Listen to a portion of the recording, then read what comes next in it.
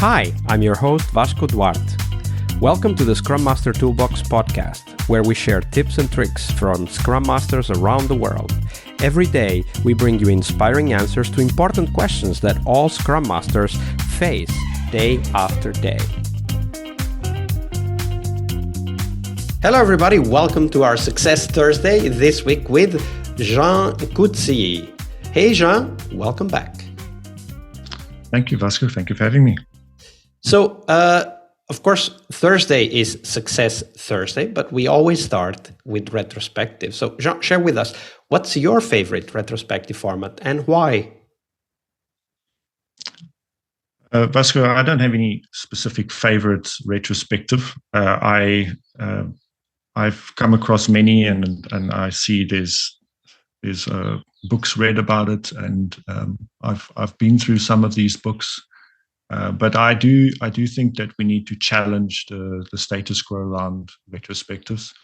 I often challenge whatever it is that we do, and I feel like we have a bias in the Agile community around practices because we believe that they are the be-all and end-all of the frameworks that we often implement.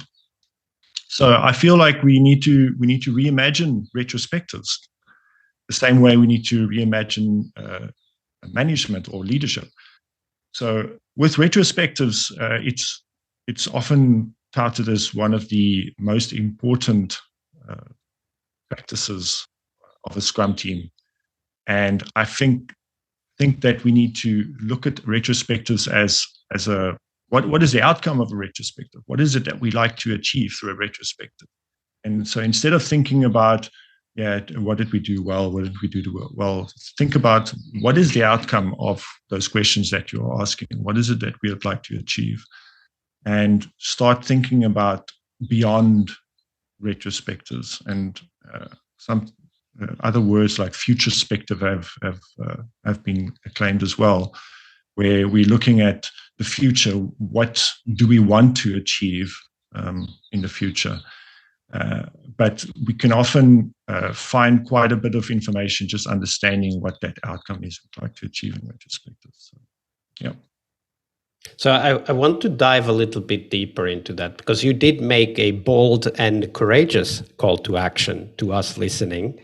We need to reimagine retrospectives, and you ask us to first think about the outcome. What is it that we want to get out of? So let's put you on the hot seat here, Jean. What is the outcome you are looking for, and how are you trying to achieve that? Thank you, Vasco, for challenging me.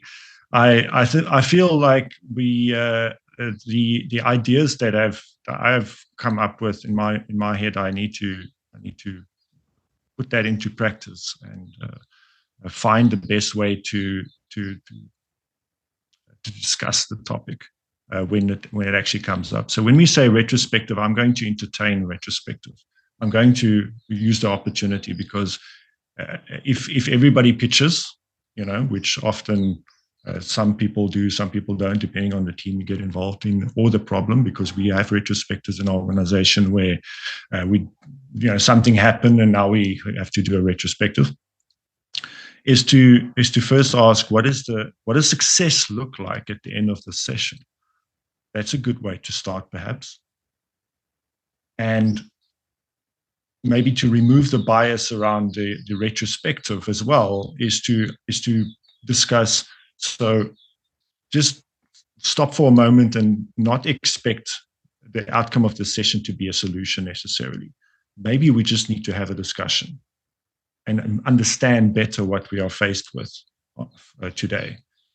Because I see retrospectives always trying to force the solution rather than discussing and understanding. Because the format of many retrospectives is to first understand the problem, what that everybody has, and then prioritizing it, and then figuring out. This is the trend of most retrospectives: figuring out what everyone's ideas are to solve the problem, and then coming up with a solution, putting dates, maybe even and people's names. But that format is not necessarily the most optimal thing. Why not challenge that? maybe the retrospective should be about that, because that's perhaps at the moment the most important thing. So thinking about it in holistically, we need to talk about what are the outcomes, once again, of the retrospective that we would like to achieve, and not just with a frame of mind that there should be a specific format to get to this, but perhaps the discussion is the most important in understanding and connecting with each other.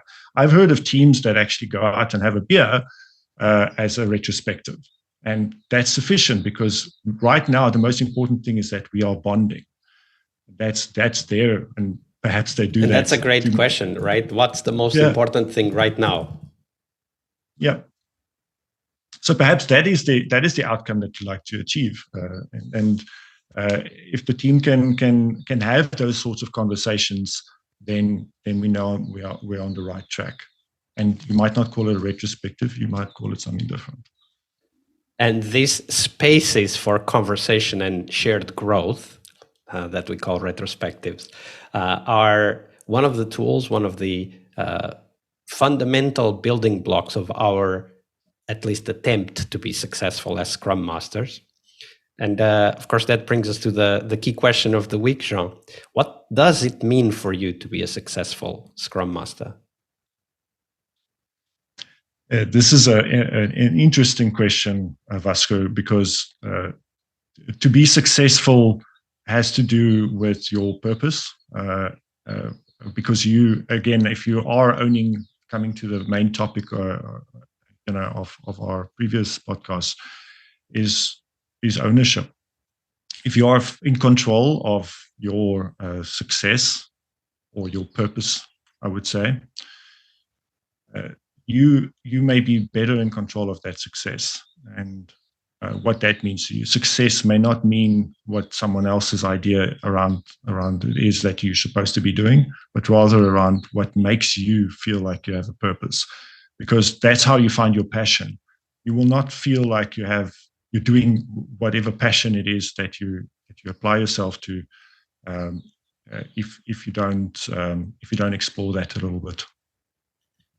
Absolutely. And perhaps the reflection to get us there is very important. And we can always ask, what is our purpose? And it might seem like a simple question, but it often isn't. Now, I've been doing therapy for many years, and I have to be humble and say that my purpose or the definition of what is important for me has evolved as I have learned more about myself and who I am, and therefore also defined different aspects to a purpose that is perhaps similar to what was there in the past, but it has different tones, different context right now.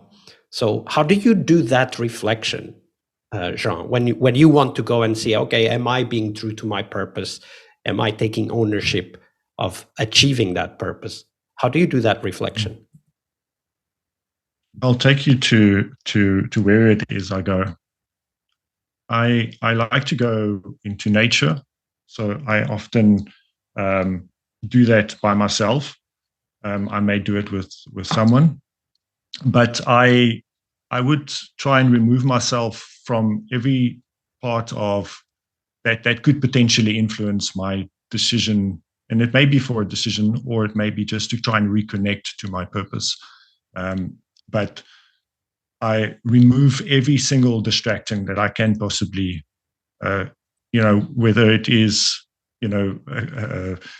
comforts, or whether it is a book, or even technology, whatever it may be. Try and remove it just for X amount of time. It's almost like fasting. You're fasting from life, basically, or the things that people have brought into your life. Whether it is organizations or consumables or anything to that effect, remove that just for some time, just to feel what it feels like to not be dependent on something, and then see what happens. And then you will have a much clearer mind to figure out what your purpose is, and reconnect to that particular thing that it is that makes you feel, passionate in life or in a certain thing. So go out with a purpose and make sure that you remove those things as much as you can, and just bask in the moment of not being dependent on. It's like fasting. I really like that phrase, right? It's like mental fasting of all the stimuli and interruptions we get all the time. And although it's such a simple metaphor, I think it is quite powerful, right? Like when you are only with yourself, then you're ready to listen to yourself. And purpose is all about who we are and what's important for us. And when we have, Instagram, Twitter, Facebook, YouTube, Zoom meetings like we're on right now, we are not ready to connect with ourselves. Yeah, we have very many distractions, and it keeps us away from focusing on our purpose. We need to constantly reconnect or recalibrate ourselves to that purpose. Yeah, we need to recalibrate ourselves constantly. That's a great way to put it. Thank you for sharing that, Jean. Thank you, Vasco. I appreciate it. Part of a successful Scrum Master job is to help the product owner. Tomorrow we explore that critical role in Scrum, the product owner role. Tune in to learn about product owner anti-patterns, what you can do to help the product owner, and a real-life example of what a great product owner is and what made it so. Tomorrow on our Friday Product Owner episode. See you tomorrow. We really hope you liked our show. And if you did, why not rate this podcast on Stitcher or iTunes? Share this podcast and let other Scrum Masters know about this valuable resource for their work. Remember that sharing is caring.